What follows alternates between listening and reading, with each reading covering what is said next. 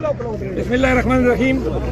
आज आप सब दोस्तों की दुआओं से और अल्लाह ताला की बरकत से Lahore high court bar association और बिलखसूस कोसा साहब की शफकत की वजह से अल्लाह ने मुझे रिहाई दी है। ये 5 अयाम जो जेल में गुजारे, इसने खान के कास पे मेरा एतकाद मजीद पुख्ता किया है। और लोगों ने जिन्होंने मुझे गिरफ्तार करवाया जेल के अंदर, उन्होंने मुझे काफी तकलीफ दी। उन्होंने मुझे चटाई नहीं दी, कोई मैट्रेस नहीं था, कोई तकिया नहीं था।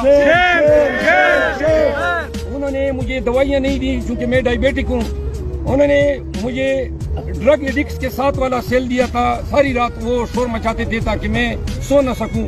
और ये सारी प्लानिंग मरियम नवाज की माँ पे थी। जेल के अंदर कैद तन्हाई थी और जेल के सुपरडेंट का रवैया जो है इंतहाई गैर इंसानी था।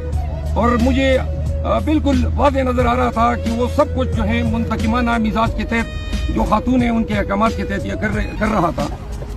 मैं तमाम पाकिस्तानियों को ये बताना चाहता हूँ कि जो डर और खौफ जो अभी हम उकाड़ चुके हैं, जिसको सत्यानाश कर चुके हैं, इंशाल्लाह ज्यादा से ज्यादा जेल होती है, जेल जाओगे मेरी तरह मजीद मुस्तहकम होकर बाहर आओगे।